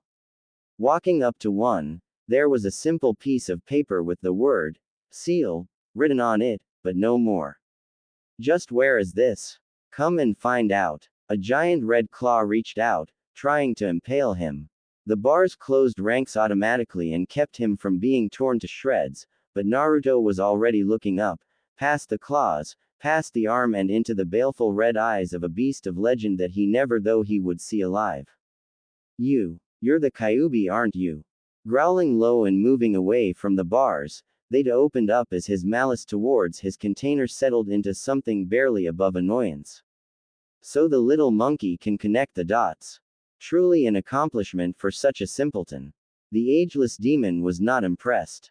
So many of his previous hosts were much more fearsome than this whelp. Yeah, well, I'm not the one who's locked away in this little monkey now, am I? Big bad Kyuubi, locked away in a kid. Naruto was scared, he could admit that, but he would rather spit in the eye of the kami before admitting it to this asshole. So this kid had fire, just like his mother, muahahaha. So he has teeth after all.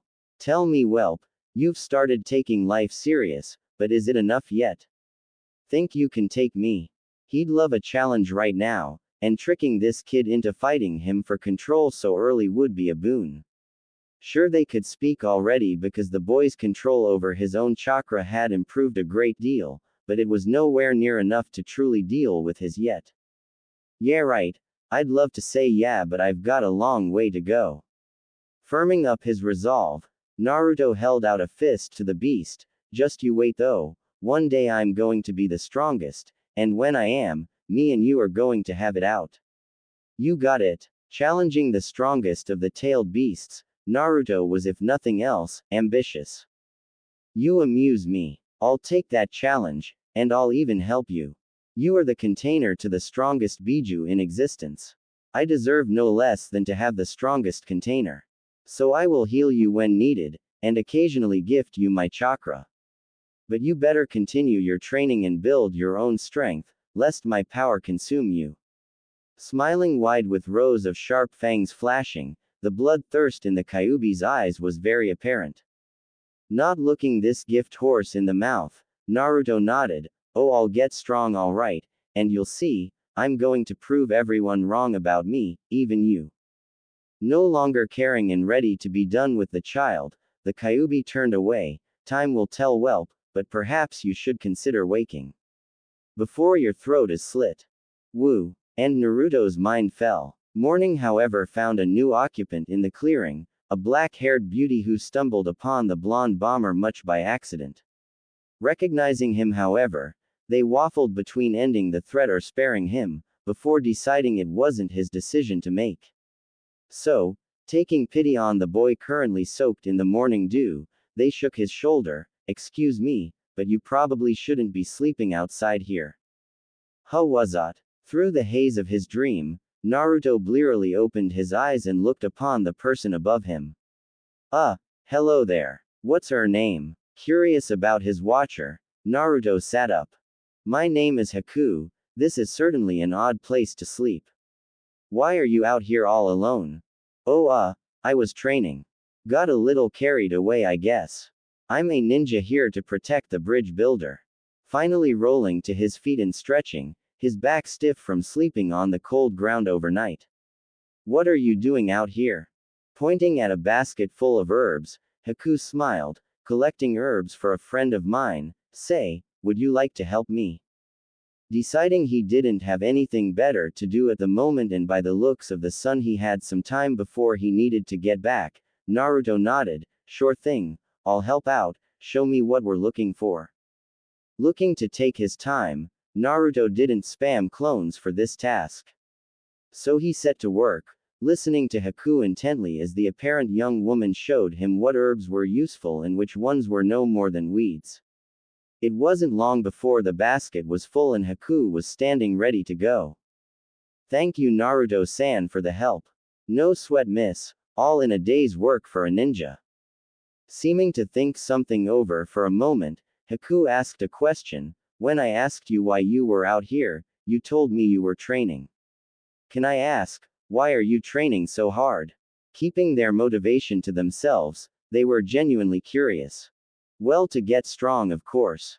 I wanna be Hokage one day and I have to be the strongest to do that. His answer was quick and truthful. His goal and dream always on his mind. Is that strength just for you, however? Or for others?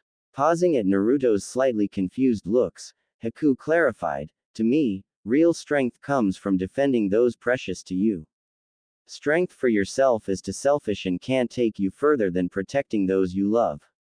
Think of your Hokage, don't you think he loves all of your village? Does he toil that much harder to make sure his loved ones don't have to suffer? Turning away slightly ready to leave, Haku nodded to the thinking boy, something to think about. Yeah it is.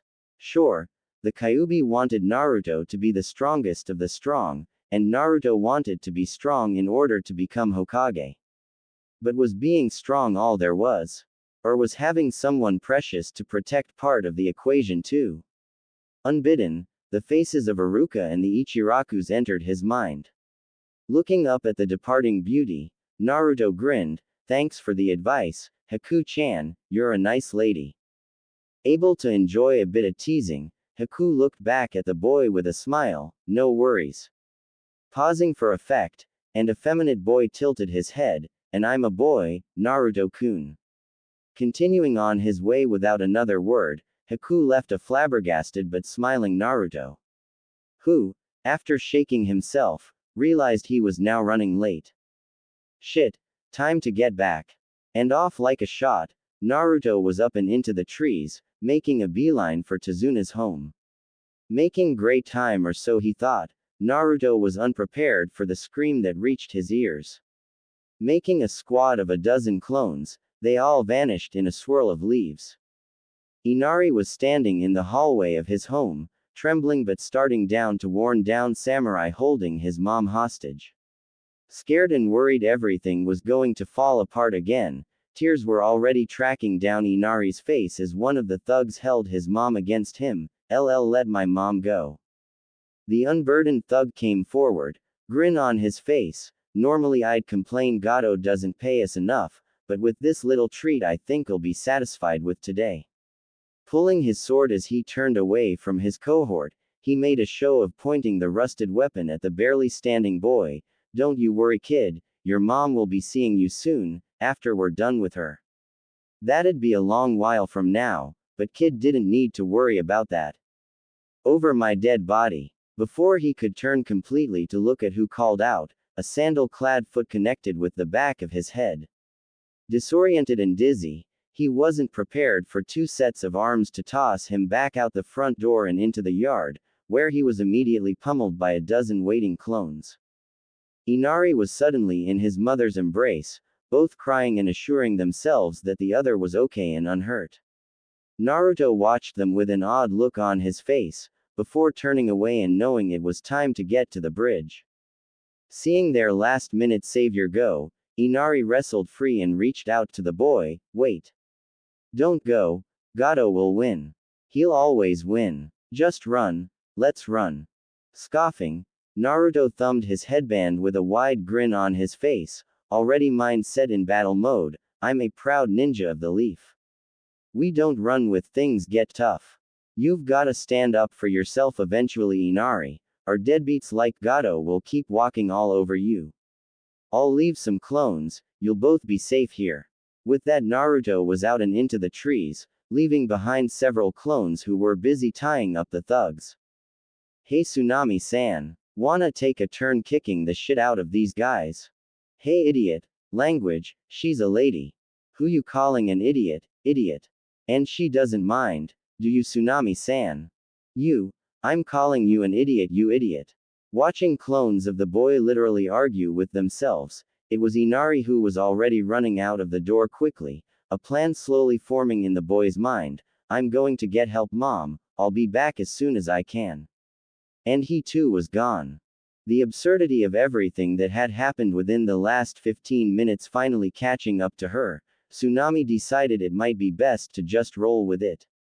Looking upon the waking samurai, Tsunami came outside hoisting a cast iron pan. Hold them still, boys, I have a lot of frustration to let out. After several identical cheers, only pained screaming was heard.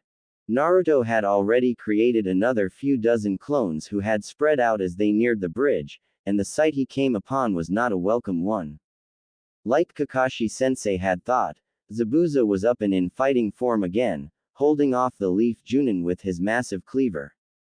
However, while Sakura was protecting the bridge builder, it was Sasuke who was fighting against the masked fake hunter Nin within a dome of strange-looking mirrors. Naruto made a last leap before sliding to watch Sasuke's back, a kunai in each hand blocking or diverting Senbon. Hey, thought you'd be done by now, Sasuke, what's taking you so long with this loser? Panting but watching the hunter's movements, Sasuke wanting to be irritated with the blonde but just couldn't. For once happy to see the knucklehead. Oh, you know, wanted to give you a chance to see how much more awesome I am than you. Spinning to deflect a needle from his left, Naruto was already moving to his right to defend his blind spot. Yeah, sure. Just admit you missed me. Having a hard time keeping up, Naruto was about to signal his clones start getting explody. Before you do anything, know that those mirrors took my full strength fireball and didn't budge. We're going to need something with a lot more power. Oh, I've got something alright. Figured out how to direct the blast of my clones' wrist bombs now. A creepy chuckle leaving his mouth, Naruto was ready to show off. Seeing the boys starting to rally, Haku blurred between all of the mirrors again, readying more Senbon while a half-hand seal formed even more made of ice. I'm sorry, but I can't let you interfere with Zabuza-sama's plans. Letting loose the weapons, it was with a heavy heart that Haku put these boys down. Knowing he wasn't going to be able to recall enough clones in time, purely on instinct Naruto grabbed Sasuke pulling him under himself while 3 clones burst into existence. The next moment Naruto knew nothing but pain, the vision in his left eye going dark in the same moment. Under him Sasuke barely had time to register what had happened, but the feeling of something wet dripping on his face was a clue that things were not going as planned. Damn it, Tem, why don't you toughen up a bit? I'm not going to always be here to save your hide after all. Left eye a ruined mess from a needle entering through the side of his face, the rest of his body looked like a pincushion. And while the other clones had taken enough hits and dispersed, Sasuke himself was unharmed. In the end, he decided to protect you. Truly he must have been a good friend to you.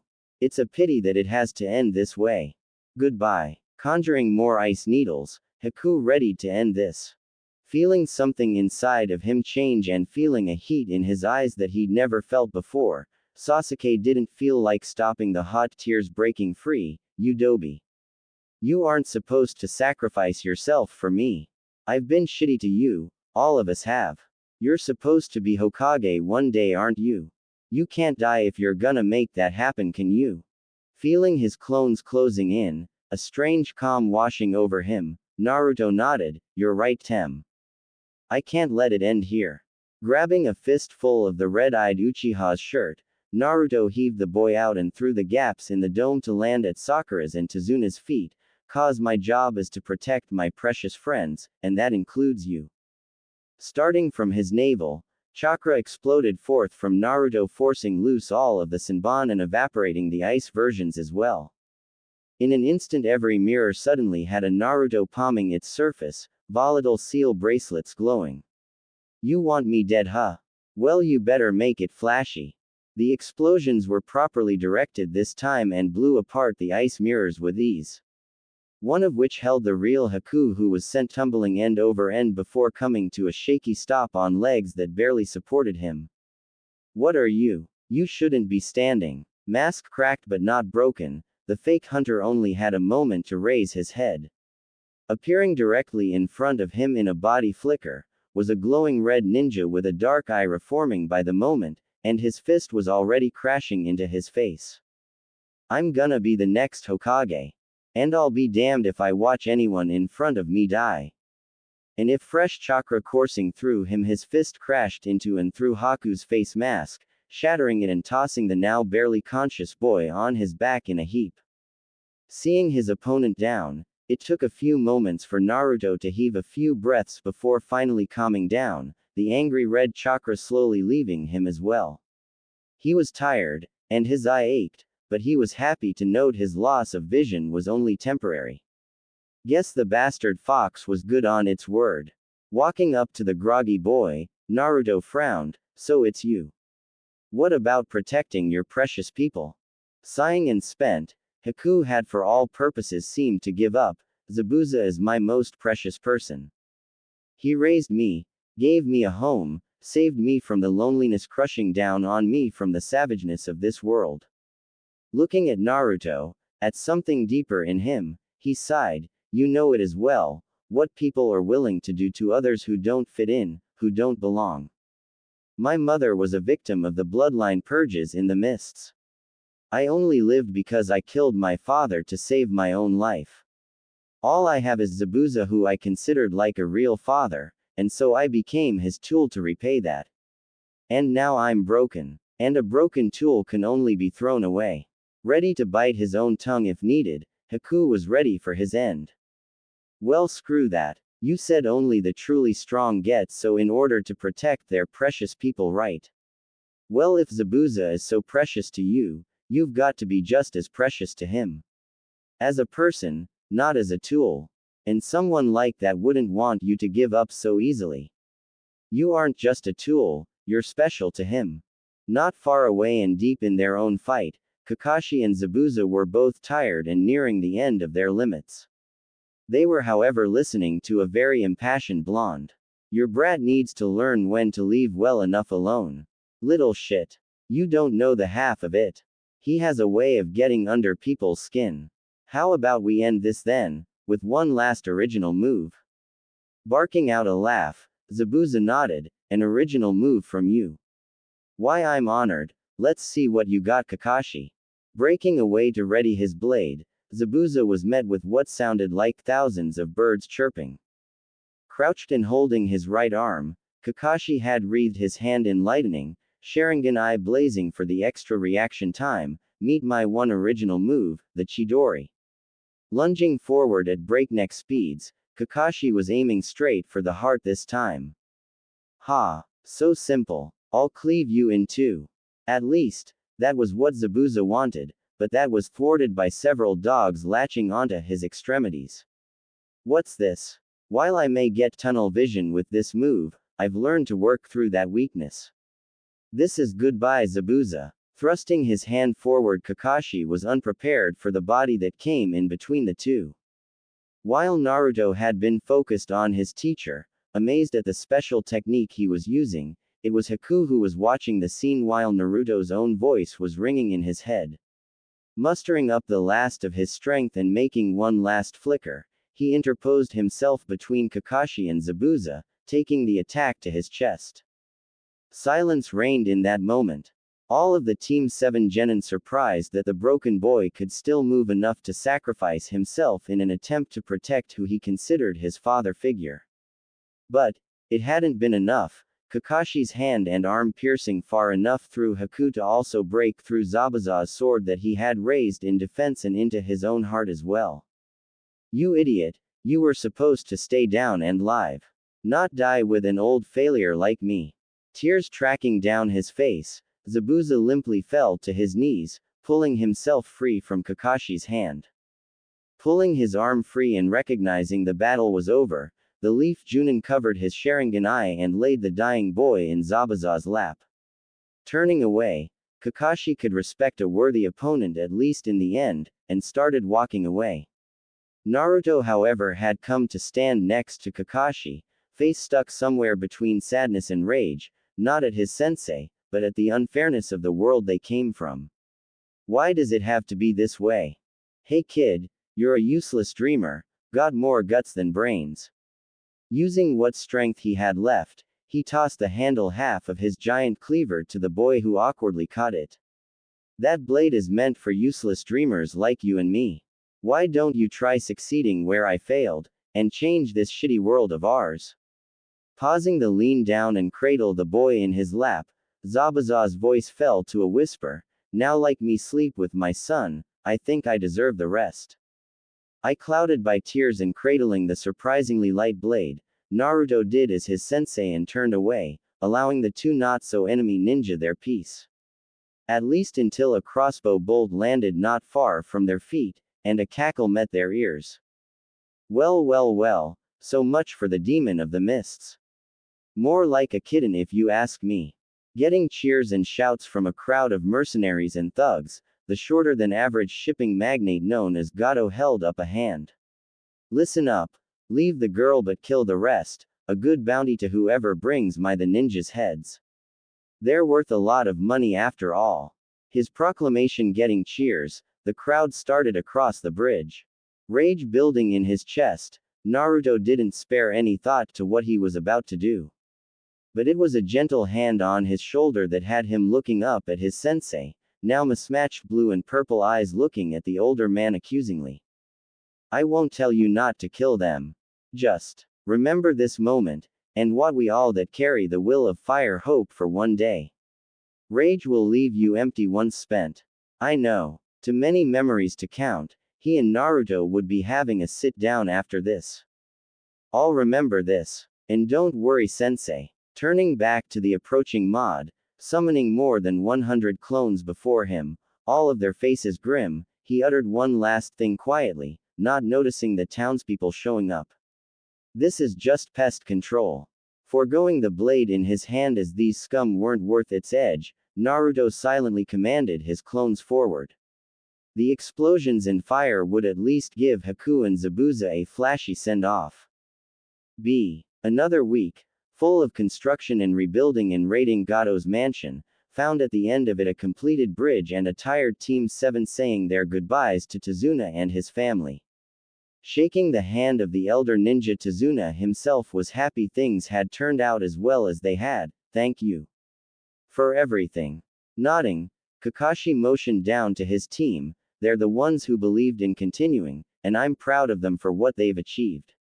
It had taken a few nights of quiet talks to work Naruto through what had happened on the bridge. Killing so many all at once a very large burden, but Naruto was working through it, and have promised that if he was affected that he would see a Yamanaka therapist back in the village right away. Grinning and listening to Inari tell him again, how he rallied all the townspeople together to come fight with them, Naruto was a bit more subdued by still happy to be heading back home. Little more than half of the giant cleaver strapped to his back, he felt like they had really done some good here, even if things could have gone better. But he learned some important lessons, more than just fighting or techniques. Something that he'd stick in his core for a long time. Feeling Inari finally break down and hug him tightly, Naruto returned it just the same. You take care of your mom, okay? And next time you gotta come visit me in Konoha, got it? Sure thing bro, mom's got nothing to worry about with me around. Backing away and standing next to Tsunami, the entire town was out to wish the team goodbye. And with Kakashi signaling the quiet teens, they turned and walked back home, over the newly completed bridge and back to the lives they knew. Looking to her father, Tsunami smiled softly. Do you have a name for your bridge, now that it's complete? Grinning and adjusting his glasses, Tazuna laughed. Well, at first I was going to call it Tazuna's Super Awesome Bridge of Salvation. Getting a few chuckles from the crowd, instead Tazuna watched the influential team of Konoha Ninja walk away, the loudest of the group waving at Inari as they left. But I'm thinking instead, the great Naruto Bridge, after someone who inspired all of us, to rise up for ourselves, and was willing to risk himself for nothing more than knowing it was the right thing to do. Down the road and now out of sight, it was that very blonde who had a tired grin on his face. Oh, I'm so ready to be back home. I've got so much to tell the Ichirakus.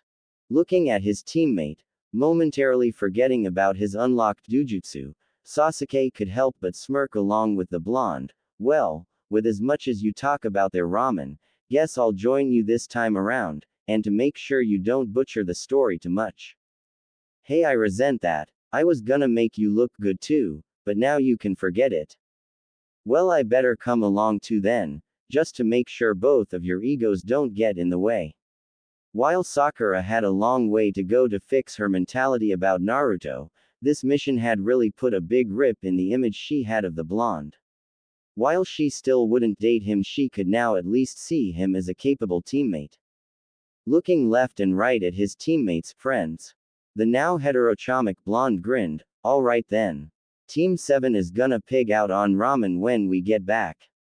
Believe it. It had been a long and surprisingly difficult mission, but every member of Team 7 was happy to be making it home, each one with their own valuable experience nestled in their heart.